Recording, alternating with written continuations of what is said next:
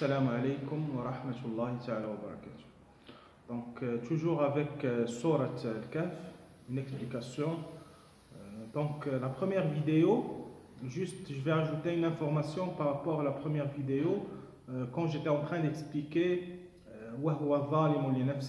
j'ai donné l'exemple de la mélatonine, j'ai dit la glande pinéale, elle sécrète la mélatonine. Donc, juste je vais éclaircir un petit peu parce que je n'ai pas continué. Donc, la glande pinéale, si la personne va prendre son téléphone par exemple, bien va regarder des films, donc ces sources, ces instruments, bien ces appareils sont une source de lumière bleue. Okay? La lumière bleue, c'est très connu aujourd'hui, c'est néfaste pour le système, pour le système humain. Donc cette lumière bleue, elle va inhiber la sécrétion de ces glandes pinéales, à savoir la mélatonine. On a dit dans la première vidéo que cette mélatonine elle est responsable de la protection des neurones, également elle est impliquée dans le système veille-sommeil. Donc, une personne qui prend son téléphone, il regarde son téléphone pour 1 heure, 2 heures, il ne va pas dormir par la suite. Même s'il va déposer son téléphone à côté, il ne va pas dormir, du coup il va reprendre son téléphone, encore de la lumière bleue sur le téléphone, même si sur les smarts, il y a aujourd'hui des applications vision de nuit, anti-lumière bleue, mais ce n'est pas très efficace à 100%. Donc, une fois la lumière bleue, elle est captée par des récepteurs ici sur l'œil, ça n'a rien à voir avec les récepteurs de la rétine, ce sont des récepteurs spécifiques. Donc, la glande pinéale, elle est inhibée. Donc, et s'il y a sécrétion de la mélatonine, c'est juste une concentration qui est très basse. Donc, la personne va veiller la nuit et demain, il va se sentir mal à l'aise, pas bien dans sa peau. Donc, c'est dû à la baisse de sécrétion de la mélatonine. Donc, aujourd'hui, on le donne également aux enfants, mélatonine naturelle, on le donne aux enfants qui ont un problème de sommeil. Donc, voilà. Donc, c'était dans le cadre de l'explication de sachant que dans le verset, c'était par rapport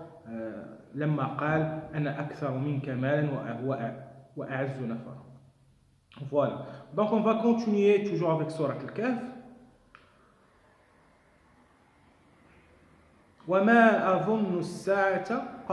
On s'est arrêté dans ce verset, à ce niveau.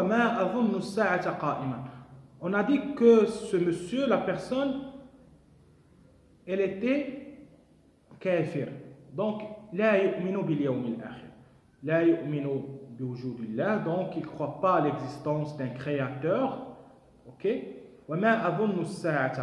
Donc, le jour J, non, lui, il ne croit pas à ça. وَلَئِنْ رُدِدْتُ إِلَىٰ رَبِّي لَأَجِدَنَّ خَيْرًا مِنْهَا مُنْقَلَبًا. Pire encore, il a dit, et si je retourne à Dieu, s'il y a vraiment une vie après cette vie, je vais avoir mieux que ça. Donc, je vais avoir mieux que les 2 fermes que je possédais. Donc, le monsieur, il était sûr de lui, un vrai kafir. Donc, il ne croyait pas à l'existence de Dieu. Si je retourne à Dieu, donc je vais avoir des biens plus rentables que ce que je possède maintenant. Munqalaba, ça veut dire comme retour, Maintenant, c'est le mu'min qui va dire.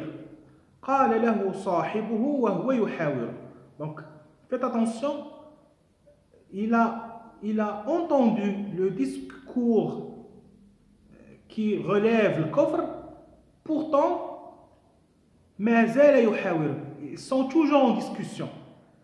Donc, faites attention les personnes qui font des débats et tout ça, avec des personnes laïques ou bien des personnes qui croient à rien, il ne faut pas s'énerver, il faut avoir un esprit d'écoute, il faut discuter. Donc, surtout si vous avez la science, il faut discuter avec la science pour convaincre. Donc aujourd'hui, pour convaincre une personne, donc c'est sur le plan scientifique. Voilà. قال له صاحبه وهو يحاوره. Donc, يحاوره, ils sont toujours en discussion. Même si il a révélé comme quoi il ne croit pas à Dieu, à l'existence de Dieu, donc toujours ils sont en train de discuter. قال له صاحبه وهو يحاوره أكفرت بالذي خلقك من تراب. أكفرت en arabe veut dire une question. أكفرت يعني une question. Est-ce que tu ne crois pas à Dieu? أكفرت بالذي خلقك من تراب, pardon. Est-ce que tu ne crois pas à Dieu qui t'a créé من تراب ثم من نطفة ثم سواك رجلا. Ok, aujourd'hui, le développement embryonnaire, on le sait très bien, donc, l'ijaz ilmi, c'est un miracle. Donc, c'est bien décrit au Coran, donc, notfa, alaqa, donc les stades du développement embryonnaire, donc, au niveau donc, du point de la rencontre du spermatozoïde avec l'ovocyte ou bien l'ovule. Donc, sur le plan scientifique, c'est appelé ovocyte parce qu'il n'est pas mature. Donc, de la rencontre jusqu'à stade nourrisson, donc c'est bien décrit au niveau du Coran. Je pense que j'ai une vidéo, mais je ne l'ai pas mise sur YouTube, elle est sur Facebook, du développement embryonnaire. Ok? Donc, أكفرت بالذي خلقك من تراب ثم من نطفة ثم سواك رجلا. Donc, il évoque le monsieur, il évoque donc Adamatullah, Adamat al-Khaliq, donc le créateur des cieux et des terres, créateur de tout. أكفرت بالذي خلقك. هذا سؤال استنكاري. Ça veut dire la personne, il ne demande pas la question, il ne pose pas une question pour attendre une réponse, mais c'est une exclamation. Il était étonné, il dit أكفرت بالذي خلقك من تراب ثم من نطفة ثم سواك رجلا. Donc, tu étais très fragile, parce que l'œuf fécondé est très fragile. Aujourd'hui, on voit des fausses couches et tout ça, donc c'est très fragile. Et aujourd'hui, tu es rajul, ok, costaud, tu as des biens, tu es propriétaire de biens, tu te sens bien et tout ça. Donc, tu étais fragile, ok, tu n'étais pas fort, et là, tu es en position de force, ok, en position de force par rapport à la communauté, pardon, mais pas de position de force par rapport à Dieu, bien sûr. أكفرت بالذي خلقك من تراب ثم من نطفة ثم سواك رجلا. Donc le monsieur, le mu'min, qu'est-ce qu'il va dire encore? لكنه والله ربي. لكنه والله ربي. Mais c'est Dieu qui m'a créé. Ok? لكنه والله ربي ولا أشرك بربي أحدا. Donc, je ne vais pas associer avec Dieu d'autres associés. Aujourd'hui, il y a beaucoup de monde, sans le savoir, ils vont associer à Dieu ou bien avec Dieu d'autres, soit d'autres personnes, soit des objets. Il y a des personnes, يعبدون المال. يعبدون المال, ça veut dire une personne qui travaille, qui occupe un poste, et son patron, ou bien son superviseur, ou bien son supérieur hiérarchique qui lui dit tu fais ça, tu fais ça, et tu fais ça, et tu vas dire ça, et ce qu'il fait c'est pas bien, et pour l'argent il va dire ok, je vais faire ça, ok, c'est manouata, ça c'est pas bien, parce que lui il craint la misère, parce qu'il va dire ah, je ne vais pas faire ça, ils vont me licencier et je ne vais pas avoir de l'argent. Donc, ce monsieur, ya'budu al-mal, ok? Il va associer avec Dieu le mal. Ah, c'est pas bien, ok? في القرآن نجد قل إن صلاتي ونسكي ومحياي ومماتي لله. قل إن صلاتي, donc ce que je fais comme prière, comme dua et tout ça. قل إن صلاتي ونسكي, nusuk, tout ce qu'on fait, ok, à côté de la prière. Donc ma vie, toute ma vie c'est pour Dieu. Wa mahyaya wa mamati lillah. OK?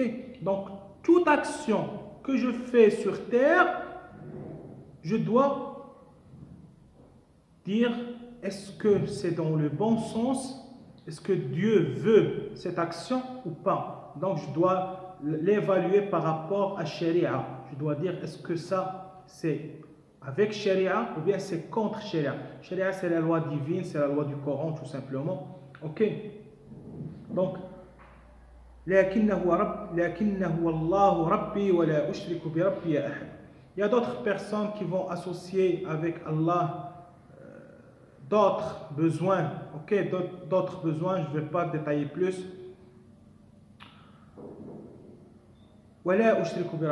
Donc, je vais faire un petit récap. L'histoire, c'est qu'il y a deux personnes, une personne mu'min et l'autre kafir.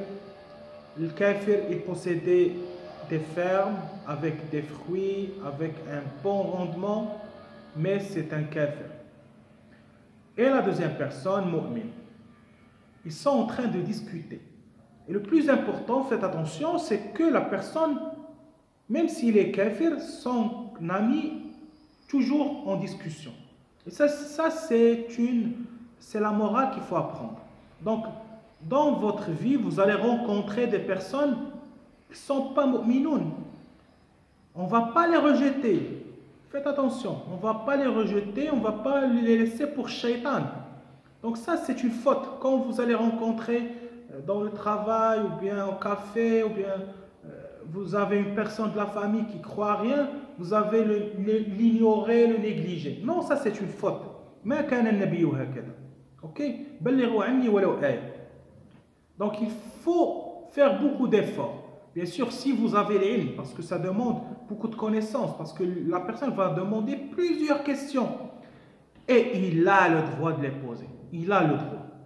La personne qui ne croit rien, il a plusieurs questions dans la tête. Il ne trouve pas la réponse. Par contre, il y a des personnes, kafiroun, ils savent tout. ربما أعلم منك ومني يعلمون كل شيء والعلم لله. Mais c'est un kafir parce qu'il a choisi le kufr. Ok? Moi, je parle des personnes qui ont des questions dans la tête et ils ne trouvent pas la réponse.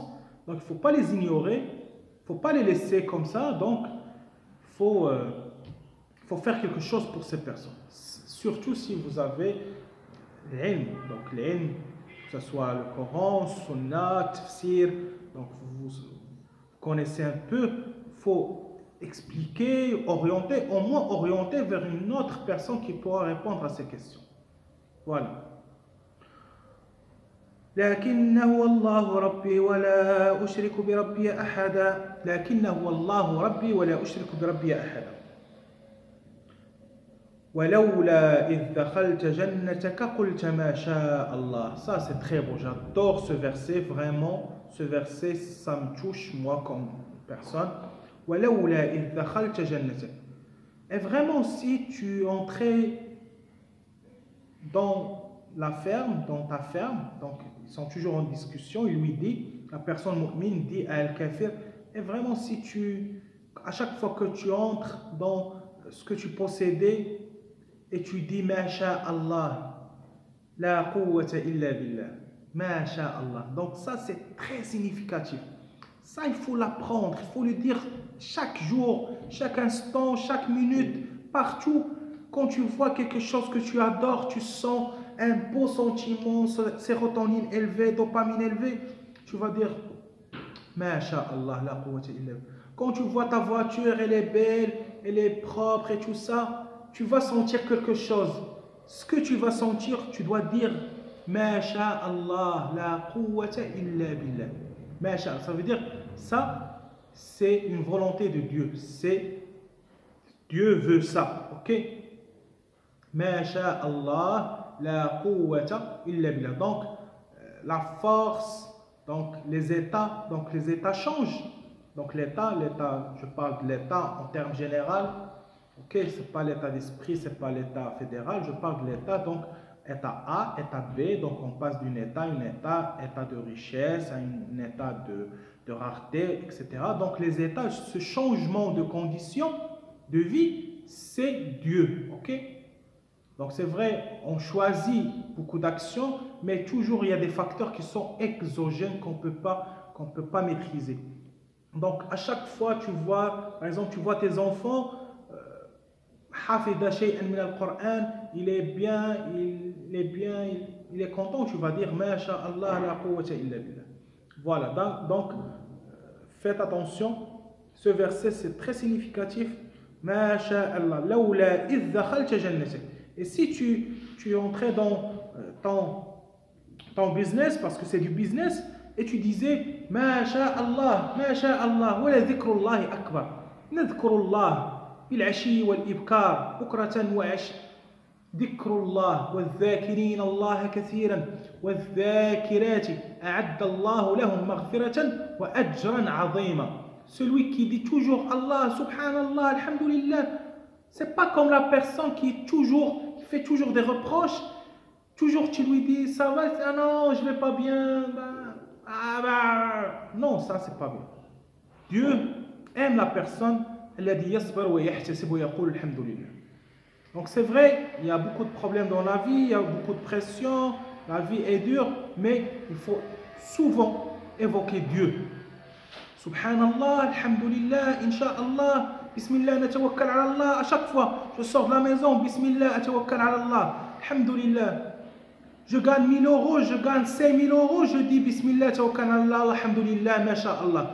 J'achète une petite voiture, je dis masha'Allah. J'achète une grande voiture, je dis masha'Allah. Ok? Bien sûr, avant d'acheter la grande voiture luxueuse, il y a des priorités. Ok? Il y a des personnes qui ont toujours faim, il y a des personnes qui ne sont pas à l'abri, il y a des personnes en guerre, il y a des personnes qui ont des maladies. Donc, il faut vivre en société. Ok? Voilà. ولولا إذ دخلت جنتك قلت ما شاء الله لا قوة إلا بالله. Donc ça c'est la personne, le mu'min يقول, il fallait dire ما شاء الله لا قوة إلا بالله. حتى العلم, si Dieu t'a donné de la science, il faut dire alhamdulillah, ما شاء الله alhamdulillah. Et après Dieu, tu auras plus. Ça c'est vérifié, ok, c'est une expérience personnelle. Donc, alhamdulillah, masha'Allah. فلولا إذ دخلت جنتك قلت ما شاء الله لا قوة إلا بالله إن ترني. Ça c'est très beau. إن ترني أنا أقل منك مالا.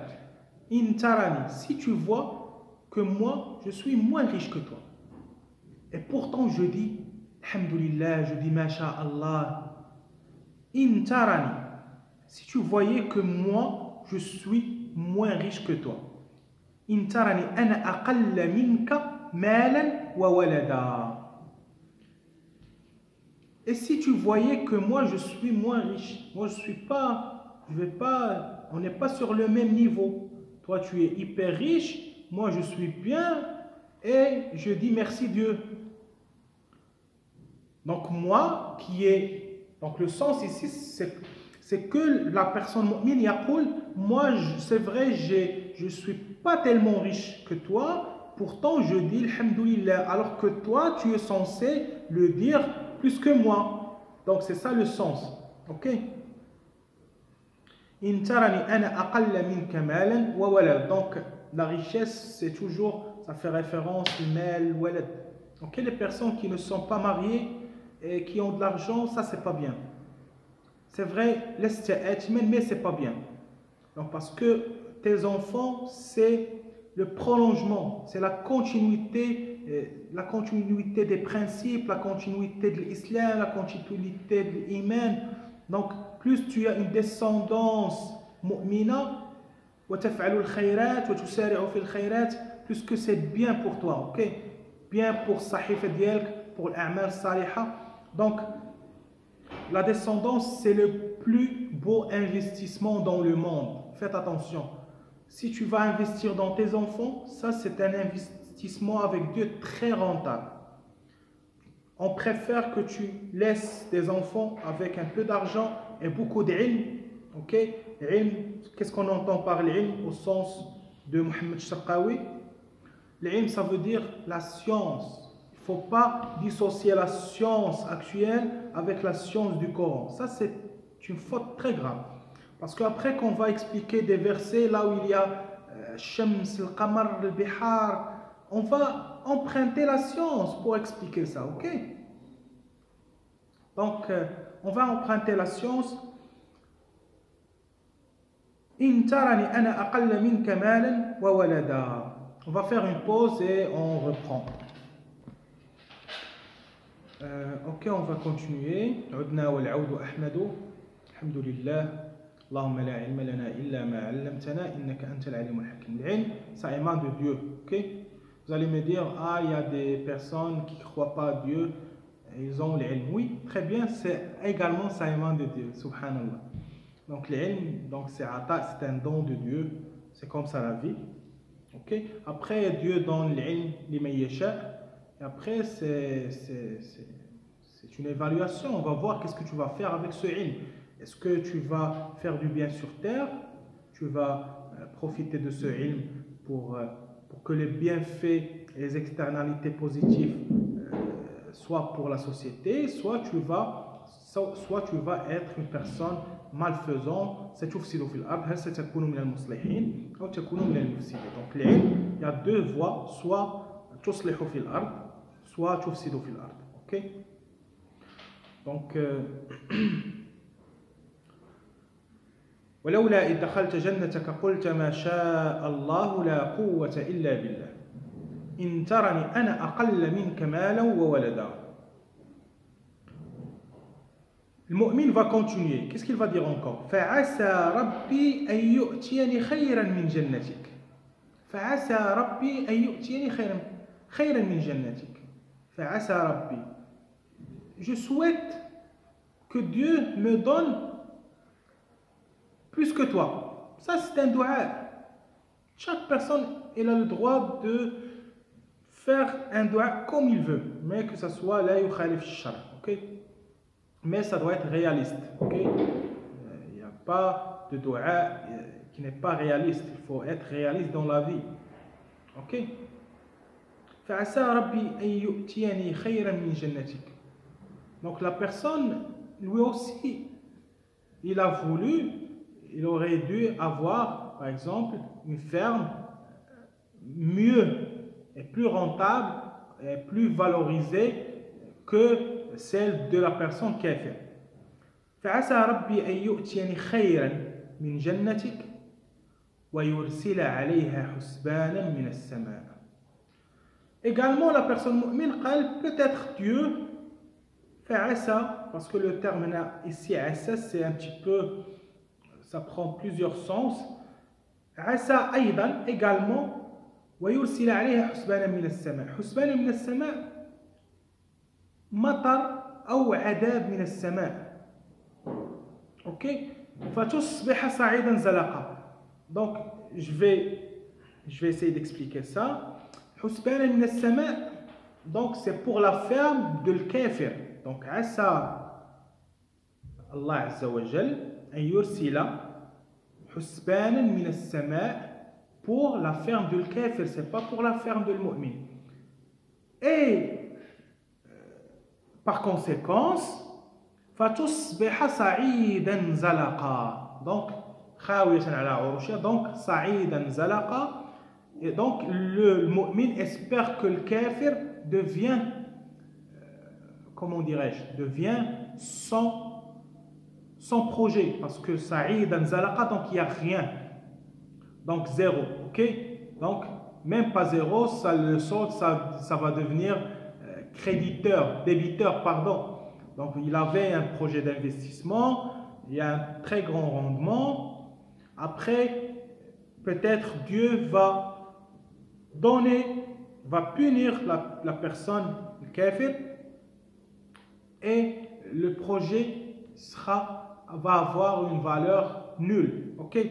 Vous allez me dire, aujourd'hui, on voit des personnes qui ne croient pas à Dieu, ils sont bien, la force, tout va bien, ils ont de l'argent, ils peuvent acheter ce qu'ils veulent, ils voyagent partout dans le monde, mais est-ce qu'ils sont heureux? Il faut se poser cette question. Faites attention. Faites attention d'Instagram, de ce que vous voyez sur Instagram, sur Facebook, sur les réseaux sociaux. Est-ce qu'ils sont heureux? Ça, c'est la question. Parce que quand je possède des biens, est-ce que cela, systématiquement, dans la science, veut dire que moi, je suis bien dans la tête? Moi, en tant que scientifique, ça n'a rien à voir. Posséder un bien avec la joie, avec le bonheur, avec être heureux, ok? Parce que la joie, le bonheur, ce sont des hormones. Sérotonine, dopamine, noradrénaline, etc. Donc, ça n'a rien à voir. Je peux être heureux pour une quinzaine de minutes. Je prends Viagra, je prends de la morphine, d'héroïne, nicotine, je prends des stupéfiants, je fais des trucs. Mais après, la deuxième heure, est-ce que je suis heureux? Donc, il faut se poser cette question. Le fait, la règle, elle est claire. Je reprends. Le fait de posséder un bien ne veut pas dire que je suis heureux. Le fait de monter en avion pour faire une escalade ou bien pour faire c'est pas une pique-nique par avion, c'est pas que je suis heureux. Donc je peux être heureux avec quelques centimes et ne pas être heureux avec des milliers de dollars. Donc il y a des personnes qui se suicident, ils ont des milliers de dollars. Il y a également des personnes qui se suicident qui n'ont rien. Donc ça n'a rien à voir. Mais dans la vie, ce que je dis à tout le monde, il faut avoir le minimum pour vivre, pour pouvoir vivre. Et pour avoir le minimum, il faut travailler dur. Ok? La vie, c'est travailler dur. Parce que quand tu travailles dur, tu peux dormir. Parce que ce n'est pas facile de dormir. Pour dormir, il faut être épuisé. Et ça, c'est la meilleure thérapie parce qu'il y a des personnes qui n'arrivent pas à dormir. Donc, pour dormir bien, il faut travailler bien, il faut bosser. Après, tu vas dormir systématiquement, sans molécules, sans rien, sans... ok? Voilà, on revient. فعسى ربي أن يؤتيني خيرا من جنتك ويرسل عليها حسبانا من السماء فتصبح صعيدا زلقا أو يصبح ماؤها غورا. Ou bien la personne, le mu'min, يقول peut-être il n'y aura plus d'eau. Donc l'eau c'est la vie. Donc l'eau se trouve, donc on va entrer un petit peu dans la physiologie du végétal. Donc l'eau c'est par terre. Et par différence de concentration, l'eau va passer de la terre, turba, vers la partie racinaire. Les racines soit elles sont comme ça, soit comme ça. Donc l'eau va passer par différence de concentration vers la partie racinaire. C'est l'absorption de l'eau. Donc il y a tout un mécanisme très compliqué.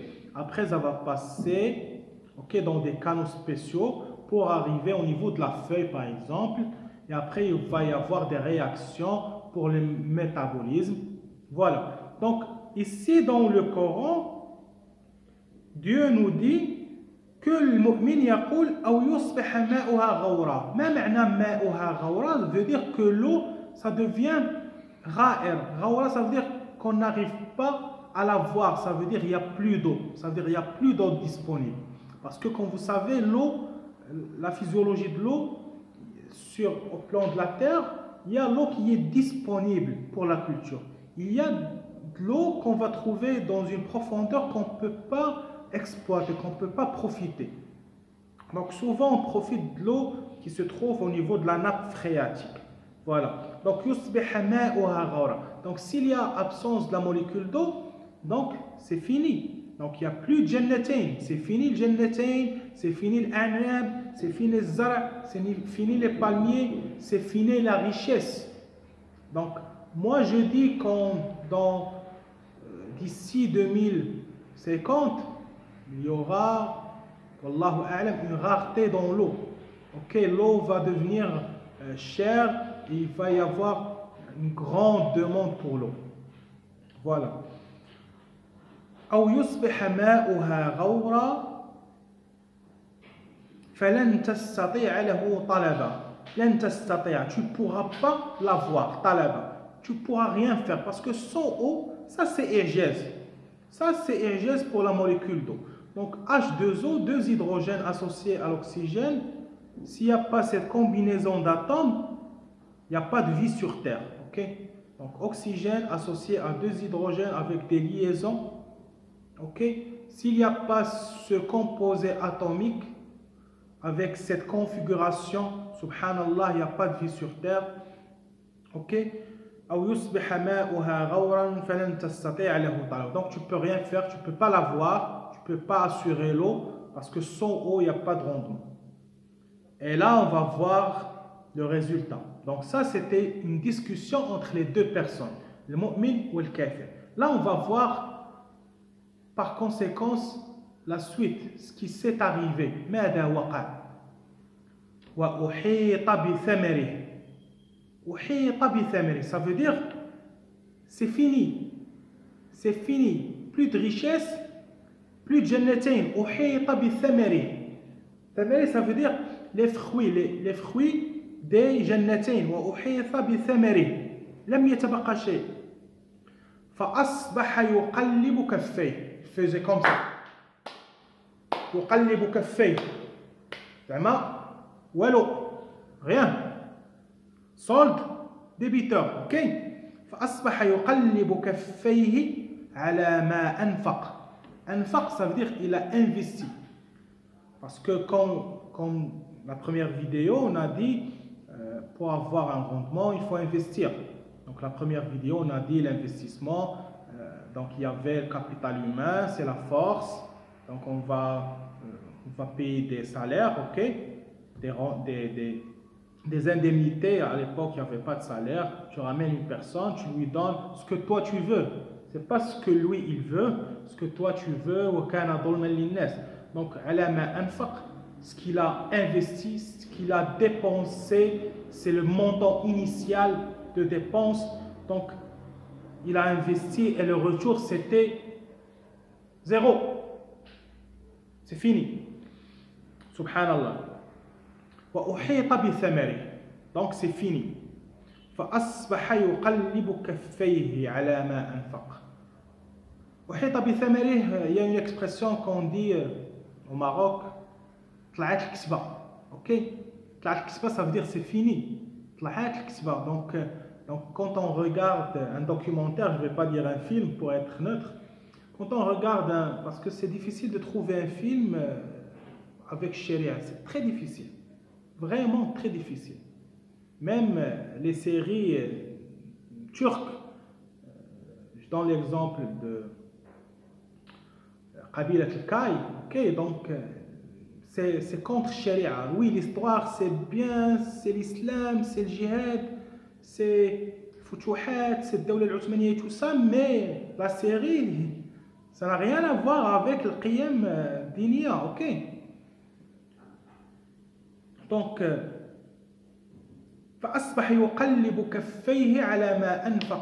donc ce qu'il a investi, il n'y a pas de retour d'investissement, c'est une perte irrécouvrable. Irrécouvrable qu'on ne peut pas couvrir. Si vous prenez un plan comptable, vous allez trouver perte irrécouvrable. Ça veut dire vous dites au fisc, ah ben je ne peux rien faire. Ça c'est une perte. Donc il y a un client qui m'a donné un papier. Sur ce papier, c'est écrit 1 million d'euros ou bien 100 000 euros que je dois, par exemple, encaisser dans 3 mois. Après, je me suis rendu compte que c'était un faux client, qu'il a quitté le pays et il est parti je ne sais pas où. Donc, cette facture ou bien cet effet de commerce, ça ne vaut rien. Comme la crise des subprimes à l'époque aux États-Unis. Okay? Donc, vous avez un papier qui ne vaut rien. Et ça, c'est la globalisation, c'est la bancarisation.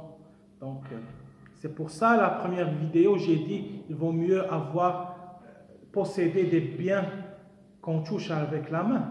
Ok? Jimel, khayl, tout ce que tu peux, une terre, un bâtiment. Ok?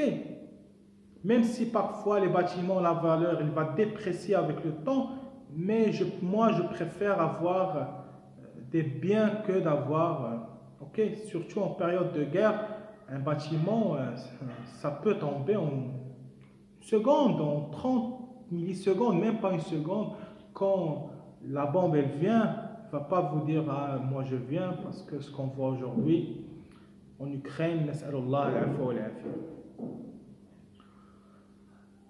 فأصبح يقلب كفيه على ما أنفق فيها وهي خاوية على عروشها. Apprenez ce terme. خاوية على عروشها. خاوية على عروشها. Ça veut dire il n'y a rien. Rien, vraiment rien. Le terme خاوية على عروشها, ça veut dire il n'y a rien. Au début, il y avait quoi? واضرب لهم مثل الرجلين جعلنا لأحدهما جنتين من أعناب وحففناهما بنخل وجعلنا بينهما زرعا. Maintenant, خاوية على عروشها. Donc l'état 1 c'était جنتين. Donc جنتين. État 2 خاوية على عروشها. Donc le passage d'un état A à l'état B, c'est Allah. La quwwata illa billah. C'est ça l'explication du mot la quwwata illa billah. Ça veut dire ce que tu as maintenant aujourd'hui, ce que tu possèdes aujourd'hui, demain, est-ce que tu vas le posséder ou pas? Donc c'est Dieu. C'est Dieu qui tranche, ok? وَمَا تَشَاءُونَ إِلَّا أَن يَشَاءَ اللَّهُ. فأصبح يقلب كفيه على ما أنفق فيها وهي خاوية على عروشها ويقول, qu'est-ce qu'il dit? يا ليتني يا ليتني لم أشرك بربي أحدا. Donc, oh dommage, يا ليتني. Dommage, c'est bien dommage, j'aurais dû ne pas associer avec Dieu d'autres. Là, je ne sais pas, est-ce qu'il avait d'autres associés à Dieu ou bien il était kafir tout simplement. Je ne vais pas entrer dans le détail ici. Donc la leçon c'est que enfin il a cru à Dieu. En fin de compte, il a cru à Dieu. Lam ushrik bi rabbi yaqulu la laytani. Ça veut dire j'ai souhaité ne pas être kafir. La laytani. يا ليتني لم أفعل كذا يا ليتني لم أشتري كذا. C'est bien dommage, j'aurais dû ne pas acheter cette voiture. Cette voiture, elle consomme trop. Bien, cette voiture, elle a beaucoup de problèmes. Ok, يا ليتني. ويقول يا ليتني لم أشرك بربي أحدا. ولم تكن له فئة ينصرونه من دون الله وما كان منتصرا. هنالك الولاية لله الحق هو خير ثوابا وخير عقبا. Ok, on va s'arrêter là. Donc, un petit récap. Donc, le mu'min ou le kafir, le mu'min, il doit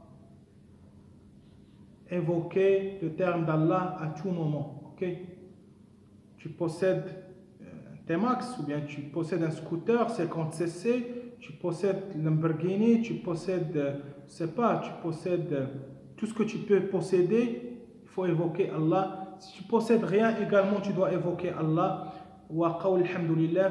Donc lors de la salat, on dit alhamdulillahi rabbil alamin 17 fois. Donc alhamdulillah, il faut le dire du fond du cœur.